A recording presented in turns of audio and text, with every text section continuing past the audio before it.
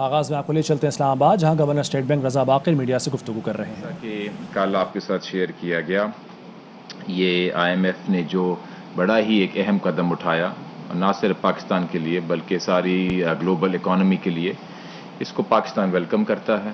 اور ہمارے لیے یہ جو 2.77 بلین ڈالرز کے ایکویولنٹ جو ایس ڈی آرز آئیں گے، یہ سب سے پہلے تو ہمارے ریزروز کو بڑھائیں گے۔ اور میں آپ کو بتانا چاہوں گا کہ ابھی ہمارے ریزروز کا لیول جو تقریباً اپروکسیمیٹلی 18 بلین پہ چل رہا ہے، تھوڑا بہت اونچ نیچ اس میں ہوتی ہے۔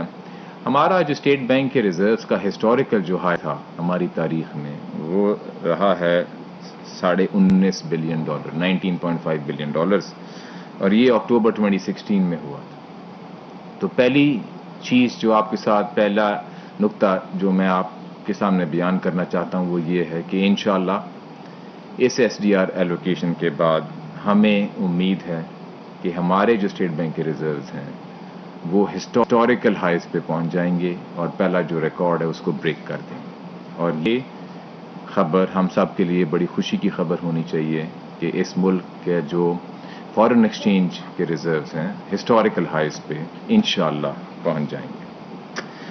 ساتھ ساتھ میں یہ بھی آپ کو بتاتا جاؤں کہ ریزروز کو آپ جب میجر کرتے ہیں، ایک تو آپ اس کو ڈالر میں کر لیں، ظاہر ہے اس کی ایک اہمیت ہے، لیکن ساتھ ساتھ ہمیں کچھ اور معاشی جو انڈیکیٹرز ہیں ریلیٹیولی ہم ان کو دیکھتے ہیں، اور ایک جو بڑا کامن انڈیکیٹر استعمال ہوتا ہے وہ یہ ہے کہ آپ کے جو ریزروز ہیں وہ امپورٹ کوریج کتنی دیتے ہیں، کتنے مہینے کی آپ اس میں امپورٹ کور کر سکتے ہیں۔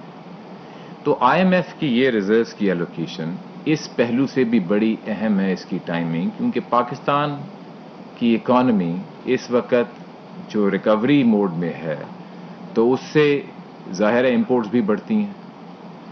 تو یہ عین وہ وقت تھا جب ہمیں ضرورت تھی کہ ہمارے ریزروز مزید بڑھیں تاکہ امپورٹ کی کوریج جو ہے وہ یا تو برقرار رہے یا بڑھے۔ اور انشاءاللہ اس ایس ڈی آر ایلوکیشن سے اور دیگر اقدامات جو لیے جا رہے ہیں، ہماری امپورٹ کوریج جو ہے وہ ایک اچھی سطح پہ رہے گی۔ تیسری چیز جو میں کہنا چاہتا ہوں، میں آپ کے سوال پہ بھی آؤں گا مہتا صاحب، وہ یہ ہے کہ ریزروز کا ایک ہیڈ لائن نمبر ہوتا ہے، ٹوٹل ریزرو ایسٹس، اور پھر جس طرح کہ آپ کو جانتے ہوں گے ایک کانسیپٹ ہوتا ہے نیٹ انٹرنیشنل ریزروز، اور وہ بڑا اہم ہوتا ہے کیونکہ اس میں آپ کو شارٹ ٹرم جو ہماری ڈیٹس اور قرضے ہیں اس کو مائنس کرتے ہیں، اس کو نکال دیتے ہیں۔ تو ایک اور اہم پہلو آپ کے سامنے اسی ایس ڈی آر ایلوکیشن کا میں یہ رکھنا چاہتا ہوں کہ اس ایلوکیشن سے ہمارے نیٹ انٹرنیشنل ریزروز بھی اسی اماؤنٹ سے بڑھیں گے، اور یہ بھی بڑھیں گے۔ میں آپ کو ڈائریکشن بتا رہا ہوں، اور میں بات ختم کر لوں، پھر میں بتا رہا ہوں کہ وہ بڑھیں گے۔ یہ بھی ہو سکتا تھا کہ نیٹ انٹرنیشنل ریزرو نہ بڑھتے، کیونکہ جس طرح اس کی لائبلٹیز میں ٹریٹمنٹ ہوتی ہے تو وہاں سے وہ نیٹ آف ہو جاتے۔ جو اہم چیز میں آپ کو بتا رہا ہوں وہ یہ ہے کہ نیٹ انٹرنیشنل ریزروز بھی بڑھیں گے۔ تو یہ تین چیزیں آئی ایم ایف کی اس ایس ڈی آر ایلوکیشن کے ساتھ انشاءاللہ ہمارے جو ریزروز ہیں ان کو ہسٹوریکل ہائیز پہ آ جانا چاہیے۔ ہماری امپورٹ کوریج کے لیے یہ ایک بہت اچھی خبر ہے، جیسے اکانومی ریکور کر رہی ہے ہماری امپورٹس بڑھ رہی ہیں۔ اور تیسری چیز کہ ہمارے نیٹ انٹرنیشنل ریزروز بھی اس ایس ڈی آر ایلوکیشن سے بڑھیں گے۔ اب دوسرا نقطہ جو میں آپ کے سامنے رکھنا چاہتا تھا کہ ظاہر ہے ریزروز کا تعلق ہے ہمارے foreign exchange, balance of payments, current account, ان ساری چیزوں سے، اور حالیہ میں مئی میں اور خاص کر جون میں کرنٹ اکاؤنٹ ڈیفیسٹ کا نمبر زیادہ آیا، تو کافی سارے جو ہمارے صحافی دوست ہیں اور ماہر معاشیات ہیں انہوں نے یہ سوال اٹھایا کہ کیا یہ کرنٹ اکاؤنٹ ڈیفیسٹ زیادہ بڑھ رہا ہے یا ایک اس حد تک ہے جس کو ہم مناسب سمجھتے ہیں۔ تو میں اس میں جو اسٹیٹ بینک کی ویوز ہیں اس سے میں آپ کو تھوڑا سا آگاہ کرنا چاہتا ہوں۔ اسٹیٹ بینک نے اپنی آخری مانیٹری پالیسی اسٹیٹمنٹ میں یہ کہا ہے کہ ہم اس سال اپنا کرنٹ اکاؤنٹ ڈیفیسٹ تقریباً 2 سے 3% جو دیکھ رہے ہیں۔ یہ رفلی ٹرانسلیٹ کرتا ہے 6.5 سے 9.5 بلین ڈالر کا کرنٹ اکاؤنٹ ڈیفیسٹ اس سال کے لیے۔ پہلا نقطہ یہ ہے کہ یہ ہمارے اسیسمنٹ میں ایک sustainable level of current account deficits ہے۔ میں اس کو ریپیٹ کرتا ہوں کہ جو ایمرجنگ مارکیٹس ہوتی ہیں، خاص کر وہ ایمرجنگ مارکیٹس جس میں معاشی حالات بہتر ہو رہے ہوتے ہیں، جن میں جی ڈی پی کی رفتار بڑھ رہی ہوتی ہے، اس میں کرنٹ اکاؤنٹ ڈیفیسٹ اگر ایک ماڈریٹ لیول کا ہو تو وہ بری خبر نہیں، وہ اچھی خبر ہے. سسٹینیبل لیولز پہ ہونا چاہیے، اور ہمارا ایسٹیمیٹ 2 سے 3% آف جی ڈی پی کا ہے. اگر انٹرنیشنل ایکسپیرینس سے کرنٹ اکاؤنٹ ڈیفیسٹ کسی ملک کا بڑھ رہا ہو، انٹرنیشنل ایکسپیرینس سے 3 الارم بیلز ہوتی ہیں. اگر وہ 3 الارم بیلز میں سے کوئی سامنے آئے تو پھر فکر کی ضرورت ہوتی ہے. پاکستان کے کیس میں ان تینوں میں سے ایک بھی الارم بیل نہیں بج رہی. وہ کیا ہیں؟ سب سے پہلا یہی کہ جو کرنٹ اکاؤنٹ بڑھ رہا ہے اس کا لیول کیا ہے. ہمیں دقت آئی تھی ماضی میں جب ہمارا current account deficit 6% of G D P پہ پہنچ گیا تھا. آپ کو یاد ہے اسی کے بعد ہمارے ریزروز لاس ایسے ہوئے کہ پھر آئی ایم ایف کے پاس جانا پڑا. سو پہلا نقطہ یہ ہے کہ جو level of current account deficits ہے وہ اس لیول پہ نہیں ہے جہاں پہ انسسٹینیبلٹی کی چیزیں شروع ہوئیں، جو کہ ہمارے ماضی میں 6% آف جی ڈی پی تھا جب یہ $19 بلین کا تھا. دوسری پاسبل الارم بیل یہ ہو سکتی ہے کہ اگر ایک ملک کا کرنٹ اکاؤنٹ ڈیفیسٹ بڑھ رہا ہو اور اس کا جو ایکسچینج ریٹ ہے وہ ایڈجسٹ نہ ہو رہا ہو، خاص کر ان ملکوں کے لیے جن میں مارکیٹ بیسڈ ایکسچینج ریٹ ہے، تو وہ ایک الارم بیل ہے. اور وہ الارم بیل اس لیے ہے کیونکہ یہ مارکیٹ کا ایک نیچرل فینومینن ہوتا ہے کہ جب آپ کے آؤٹ فلوز زیادہ ہیں اور انفلوز کم ہیں، امپورٹس بڑھ رہی ہیں اور اگر ایکسپورٹس میں اس طرح اضافہ نہیں ہو رہا، اسی کو کرنٹ اکاؤنٹ یا ایٹ لیسٹ ٹریڈ بیلنس تو کہتے ہیں، تو ایکسچینج ریٹ جو ہے اس کو ایڈجسٹ ہونا چاہیے کیونکہ یہ مارکیٹ کا میکانزم ہے. تو اگر ایک ایسی حالت ہو کہ ایک ملک میں کرنٹ اکاؤنٹ ڈیفیسٹ بڑھ رہا ہو اور ایکسچینج ریٹ ایڈجسٹ نہ ہو رہا ہو تو وہ الارم کا سائن ہے. اگر ایکسچینج ریٹ مارکیٹ بیسڈ ملک میں ایک اچھے انداز میں 2 وے ایڈجسٹمنٹ دکھا رہا ہو جیسی پاکستان میں ہوئی ہے تو وہ ایک پازیٹیو انڈیکیٹر ہے instead of being a negative indicator. تو یہ دوسرا اہم نقطہ ہے کہ یہ الارم بیل ہمارے سامنے نہیں ہے. تیسری جو پاسبل الارم بیل ہو سکتی ہے اس ملک میں جہاں پہ کرنٹ اکاؤنٹ ڈیفیسٹ بڑھ رہا ہو وہ یہ ہے کہ آپ کے ریزروز بہت کم ہو گئے. ہمارے ملک میں اس کا الٹا ہو رہا ہے کہ ہمارے ریزروز بڑھ رہے ہیں. دیکھیں جب ہمارا کرنٹ اکاؤنٹ انسسٹینیبل لیول پہ پہنچا ماضی میں تو یہ تینوں جو الارم بیلز تھیں وہ تھیں آپ کے سامنے. یہ تینوں خطرے کی نشانیاں آپ کے سامنے تھیں. $19 بلین کا کرنٹ اکاؤنٹ ڈیفیسٹ لیول، اس کے بعد ایکسچینج ریٹ ایڈجسٹ نہیں ہو رہا تھا، اس کو ایک مصنوعی سطح پہ رکھا ہوا تھا، اور ریزروز گر کے تقریباً $7 بلین پہ آ گئے تھے. اور آج جو ہمارے حالات ہیں ان تینوں نقطوں پہ اس کی الٹی طرف یعنی کہ اچھی طرف چل رہے ہیں. ریزروز اللہ کے کرم سے ابھی تقریباً $18 بلین، اور جیسا کہ میں نے کہا آل ٹائم ہائیز پہ پہنچیں گے انشاءاللہ. ہمارا ایکسچینج ریٹ ایک اچھے انداز میں مارکیٹ بیسڈ 2 وے آرڈرلی موومنٹ دکھاتا ہے، ایڈجسٹ ہوتا ہے. اور تیسرا جو ہمارے ریزروز بڑھ رہے ہیں. تو یہ میرا دوسرا نقطہ تھا کہ جو ہمارا کرنٹ اکاؤنٹ اس کی سسٹینیبلٹی کے لحاظ سے، کیونکہ یہ سوال بہت سارے دوستوں نے اٹھایا. اور تیسرا اور آخری نقطہ براڈر کانٹیکسٹ. آج ہم بات کر رہے ہیں کرنٹ اکاؤنٹ ڈیفیسٹ کی، ہمیں اس کی خوشی سے بات کرنی چاہیے کیونکہ یہ ایک سائن ہے کہ ہماری اکانومی گرو کر رہی ہے. اور آج سے 2.25 سال پہلے آپ سارے دوستوں کے ساتھ گفتگو یہ ہوتی تھی کہ ہماری اکانومی ریسیشن میں ہے، ہماری اکانومی کی جو جی ڈی پی گروتھ ہے وہ نہیں ہے جو اس ملک کی ہونی چاہیے، جو ہمارے پاکستانیوں کی امیدیں ہیں. آج سے 3 مہینے پہلے ہی آپ لوگ ایکسپیکٹ کر رہے تھے کہ جی ڈی پی گروتھ 2% ہوئے گی پچھلے سال میں، اور پچھلے سال میں جو ایسٹیمیٹ نکلا وہ تقریباً 4% کا تھا. اس سال انشاءاللہ اسٹیٹ بینک کا جو ایسٹیمیٹ ہے گروتھ کا وہ 4 سے 5% گروتھ کا ہے. تو میں جو عرض کرنا چاہتا تھا وہ یہ تھا کہ پچھلے اگر آپ 2.5 سال میں دیکھیں تو ہماری اکانومی نے پہلے اسٹیبلائزیشن کے فیز کو اچھی طرح مکمل کیا، ملک کو انٹرنیشنل کمیونٹی کو دکھایا کہ جو 2 وجوہات تھیں ہماری پرابلمز کی اس پہ پاکستان نے قابو پایا. ایک کرنٹ اکاؤنٹ ڈیفیسٹ، دوسرا فسکل ڈیفیسٹ، دونوں میں بہتری لائی. اور یہی اسٹیبلائزیشن ہوتی ہے. اسٹیبلائزیشن کے بعد شفٹ کی گروتھ کو، اور اس کا ثبوت آپ کے سامنے آ گیا. 4% گروتھ کا. اور سارے جو آپ شارٹ ٹرم انڈیکیٹرز ابھی دیکھ رہے ہیں, چاہے آپ آٹو سیلز لے لیں, چاہے آپ سیمنٹ کی سیلز لے لیں, چاہے آپ الیکٹریسٹی کنزمپشن کو لے لیں, چاہے آپ فاسٹ موونگ کنزیومر گڈس کو لے لیں, سارے جو ہیں آپ کو یہ بتا رہے ہیں کہ اب اسٹیبلائزیشن کا فیز ختم ہو کے firmly where in the stage of growth. اور اگر ہم بیٹھ کے گفتگو کریں سسٹینیبلٹی آف گروتھ, تو ہمیں پہلے یہ اپریشیٹ کرنا چاہیے کہ ایٹ لیسٹ ہم ریسیشن کی باتیں نہیں کر رہے, ہم باتیں کر رہے ہیں کہ معاشی حالات بہتر ہو رہے ہیں, اور ہمیں یہ گفتگو کرنی چاہیے کہ کس رفتار سے بہتر ہو رہے ہیں. یہ ہم سارے ایگری کرتے ہیں کہ اب ہماری اکانومی ایک اچھی سمت میں چل رہی ہے, اور اس کی جو جی ڈی پی گروتھ ہے 4% سے بھی زیادہ ہے. یہ آخری نقطہ تھا کہ جو ہماری پچھلے 2.5 سال میں جو موومنٹ ہوئی ہے, اور آج کی جو ہماری گفتگو ہو رہی ہے, وہ ایک ایسے ٹاپکس ہیں کہ ویلکم ہیں, اور ہمیں اس پہ گفتگو کرنی چاہیے. اور ہمیں یاد رکھنا چاہیے کہ آج سے 2 سال پہلے ہماری گفتگو ہو رہی تھی کہ اکانومی ریسیشن میں ہے, تو کمپلیٹ ٹرن اراؤنڈ ہماری اکانومی میں آیا ہے. اب ان کچھ انٹروڈکٹری ریمارکس کے بعد میں آپ کے جو سوالات ہیں بڑی خوشی سے لینا چاہوں گا. آپ اگر اس کو ماڈریٹ کر لیں پلیز میڈم. سر یہیں سے اسٹارٹ کر دیتے ہیں فلیق چانی صاحب گاؤں. سر یہ بتائیے کہ اچھی بات ہے ماشاء اللہ, ساروں کو خوش ہوتی.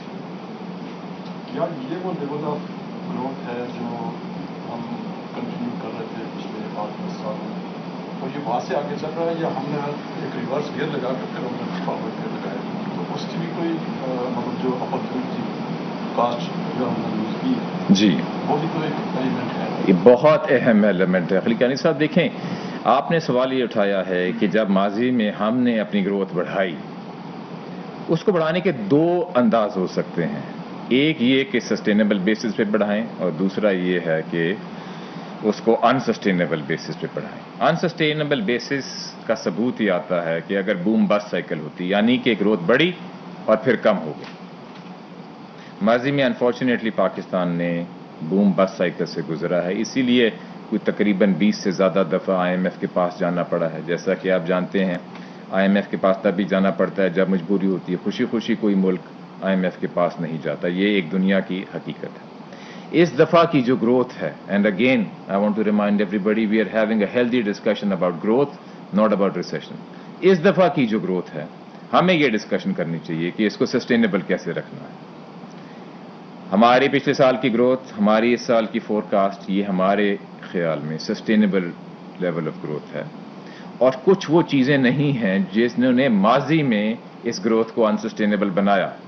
نمبر 1 ہے ہمارا ایکسچینج ریٹ سسٹم, کیونکہ جب سے اس کو ہم نے مارکیٹ بیسڈ بنایا, تو اب وہ انشور کرتا ہے کہ ہمارا جو کرنٹ اکاؤنٹ ڈیفیسٹ ہے وہ اس طرح نہیں بڑھے گا کہ ہمیں انسسٹینیبلٹی کی طرف دوبارہ جانا پڑے. نمبر 2, جو ہم نے ریزروز کو بڑھائے, اور اس ایس ڈی آر ایلوکیشن سے بھی پہلے ہم نے نیٹ انٹرنیشنل ریزروز بھی بڑھائے. اور آپ آئی ایم ایف کی رپورٹیں بھی دیکھ لیں, انہوں نے ہر ریویو میں یہی واضح طور پہ بیان کیا کہ پاکستان نے اپنے نیٹ انٹرنیشنل ریزروز پہ بلینز آف ڈالرز پہ اوور پرفارمنس دکھائی. اور میں یہ آپ کو پورے یقین سے کہہ سکتا ہوں کہ اس ملک کی جو اکنامک ٹیم جو ہے ہمارے وزیر خزانہ کی لیڈرشپ میں, ابھی اس کا ایک بنیادی جو آبجیکٹو ہے وہ یہی ہے کہ اس گروتھ کو ہم سسٹینیبل رکھیں گے. اور یہ جو میں نے کچھ آپ کو باتیں بتائیں, اسی سے ہمیں کانفیڈنس آنا چاہیے کہ انسٹیٹیوشنلی کچھ وہ چیزیں اب ہیں جو پہلے نہیں تھیں, اور اسی سے ہمیں کانفیڈنس آنا چاہیے. ایک اور میں اشارہ کرنا چاہتا ہوں, اور وہ یہ ہے کہ دیکھیں جب پاکستان کا انسسٹینیبلٹی کا مسئلہ پیدا ہوا تو اس کی ایک وجہ یہی تھی کہ ہماری جو ڈیٹ اور پبلک ڈیٹ جو ہے بہت زیادہ ہے, تقریباً 80% of G D P. COVID آ گیا جب ہماری ڈیٹ تقریباً اس لیول پہ تھی.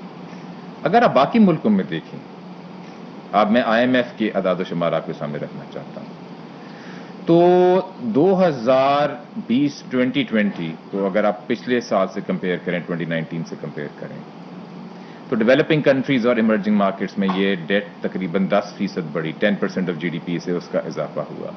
ایڈوانسڈ اکانومیز میں تقریباً 15% آف GDP، اور یہ ایوریج ہے. پاکستان نے بڑی مہارت سے، بڑی قابلیت سے اپنے ڈیٹ ٹو GDP ریشو کو کم کیا. ابھی انشاءاللہ جب نئے ڈیٹ ٹو GDP فگرز بھی چھپیں گے تو آپ دیکھیں گے کہ یہ جو ایک اچھی کہانی ہم نے دنیا کے سامنے رکھی، اس سے ہمیں ابھی یہ فائدہ ہو رہا ہے کہ یہ جو گروتھ ہے یہ سسٹینیبل رہے گی، کیونکہ مارکیٹ کو اس سے ہمیں امید ہے، کانفیڈنس آئے گا کہ کووڈ کے باوجود ہم نے جس کو اکنامک فنڈامنٹلز کہتے ہیں اس کو ڈیٹیریوریٹ نہیں ہونے دیا. اور آپ یہ خود انالیسز بھی کر لیں، آپ کمپیئر کریں کہ IMF کی وہ ساری کنٹریز لے لیں جس میں ایمرجنگ مارکیٹس میں IMF ابھی لینڈ کر رہی ہے، جو IMF کے پروگرام کے نیچے ہیں ایمرجنگ مارکیٹس، تو آپ دیکھیں گے کہ پاکستان ان ملکوں میں سے ہے جس نے کووڈ کے دوران اپنا ڈیٹ ٹو GDP ریشو سب سے کم بڑھایا. بلکہ ہمیں تو امید ہے کہ جب نمبرز نکلیں گے تو آپ دیکھیں گے کہ اس میں کمی ہوئی ہے. It will be one of the very few countries جنہوں نے یہ پرفارمنس دکھائی. تو میں آپ کے سوال کا جواب یہ دینا چاہ رہا تھا کہ ماضی میں جو بوم بس سائیکلز ہوئیں وہ ہمارے حق میں نہیں تھیں، اور ایک بہتر آبجیکٹو یہ ہے کہ اس گروتھ کو سسٹینیبل لیولز پہ رکھیں. اور آپ دیکھیں گے جو آپ کے سامنے اکنامک ٹیم کے ڈیسیجنز آتے رہیں گے، they will be geared towards ensuring کہ یہ گروتھ سسٹینیبل رہے. یہی میں آپ کو لے کے جانا چاہ رہا تھا. سوال اب یہ ہے کہ کیا وہ اکانومی میں جو شارٹ کمنگس تھی، ریفارمس تھی، ڈو یو سی کہ وہ اس لیول کے اوپر ہے کہ اب ہم عموماً ماسٹ والا سائیکل نہیں ہوگا اور سسٹینیبل نہیں رہے گا، اور وہ کدھر کون سی؟ ہمیں امید ہے کہ اسی سمت میں یہ کہانی چلے گی، اور آپ کے ملک کے جو پالیسی میکرز ہیں وہ اسی جدوجہد میں لگے رہیں گے کہ اس گروتھ کو نہ صرف سسٹینیبل رکھیں بلکہ جس طرح وزیر خزانہ نے بھی بار بار یہ بات دہرائی ہے اس کو انکلوسیو کریں، شمولیت کے ساتھ ہماری گروتھ کو بڑھائیں. آپ اگلا سوال لے لیں. کووڈ کے بعد کی صورتحال ہے پاکستان کی اکانومی میں، کسی لیول پہ کوئی اسٹڈی ہے کہ کس طرح پر کتنا امپیکٹ ہوا ہے ہماری معیشت میں اوورآل؟ دیکھیں یہ اسٹڈیز بین الاقوامی ادارے تو کرتے ہی ہیں. IMF ریگولرلی اس پہ اپڈیٹ ایک چھاپتا ہے اپنی ویب سائٹ پہ، ورلڈ بینک چھاپتا ہے. میں آپ کو دو اسپیسیفک چیزیں بتانا چاہتا ہوں. ورلڈ بینک نے کھل کے کہا ہے کہ پاکستان نے جو احساس کیش پروگرام دیا، Ehsaas emergency cash program, international level پہ وہ دنیا کا 3rd لارجسٹ یا 4th لارجسٹ پروگرام ہے. اور ہمیں اس سے بڑی خوشی ہونی چاہیے کہ ہم نے انٹرنیشنل لیول پہ یہ ریکگنیشن حاصل کی. باقی بہت سارے ملک ہیں جو ایسا کیش پروگرام نہیں لا سکے اتنی جلدی، اور آپ نے دیکھا کہ اس کو جس اچھے انداز میں ایکسیکیوٹ کیا گیا کہ اس میں جو پولیٹیکل کنسیڈریشنز ہو سکتی تھیں ان کو منیمائز کیا جائے، اور نیڈ کی بیسس پہ جس حد تک ہو سکتا ہے ٹیکنالوجی کی بیسس پہ اس کو ڈیزرونگ فیملیز کو دیا جائے. دوسرا نقطہ اسٹڈی کے لحاظ سے، اگر آپ باقی ملکوں کا ایکسپیرینس دیکھیں کووڈ میں کہ ان کے کووڈ کے کیسز کس رفتار سے بڑھے اور پھر کس رفتار سے کم ہوئے اور کتنی جلدی کم ہوئے، تو اگر آپ بڑی ایمرجنگ مارکیٹس کو دیکھیں جس میں آپ برازیل کو شامل کر لیں، انڈیا کو شامل کر لیں، آپ ارجنٹینا کو شامل کر لیں، تو آپ کو نظر آئے گا کہ پاکستان ان بہت ہی چند ممالک میں سے ہے جس نے بار بار کووڈ کی لہر پہ قابو پایا. 3 دفعہ تو ہم کووڈ کی لہر پہ قابو پا سکے ہیں اور وہ ایکسپیرینس آپ کے سامنے. اب انشاءاللہ 4تھی دفعہ بھی اس پہ قابو پائیں گے، اور اس میں ہم سب کو جو NCOC نے اچھا کردار ادا کیا ہے اس کو اپریشیٹ کرنا چاہیے، کیونکہ یہ بھی نمبرز آپ کے سامنے. اس میں 2 پہلو ہیں، نہ صرف یہ کہ اس لہر پہ قابو پایا، دوسرا یہ ہے کہ جب وہ لہر پیک پہ گئی تو ہمارے جو کیسز تھے پر ملین آف پیپل وہ کیسے کمپیئر کیے باقی ملکوں سے، کیونکہ وہ بھی ایک ریلیونٹ میٹرک ہے. آج یا جو موسٹ ریسنٹ فگرز میں نے دیکھے تھے، شاید 2-3 ہفتے پرانے ہوں، اس میں ہمارے جو new cases per million of population were about 15 cases per million. دنیا میں یہ ایوریج چل رہی ہے تقریباً 60 کیسز کی، جو میں نے لاسٹ فگرز دیکھے تھے. جس طرح کہ میں نے کہا یہ شاید 2-3 ہفتے پرانے ہوں. تو کہنے کی مراد یہ ہے کہ جو ہمارے لیول آف کیسز بھی جو ہیں per million of population they are also much less. اگر آپ کچھ جن ملکوں کی میں نے مثالیں دیں ان کی اگر آپ پیک دیکھیں تو ان کے کتنے کیسز تھے پر ملین آف پاپولیشن، کہیں آپ کو 100، کہیں آپ کو 200، کہیں آپ کو 300 cases per million of population ملیں گے. تو آپ کے سوال کا یہ دو پہلو بڑے اہم ہیں کہ کووڈ کی سٹڈی پاکستان نے کیسے پہ ایک اچھے انداز میں اپنی پرفارمنس دکھائی. اگلا سوال.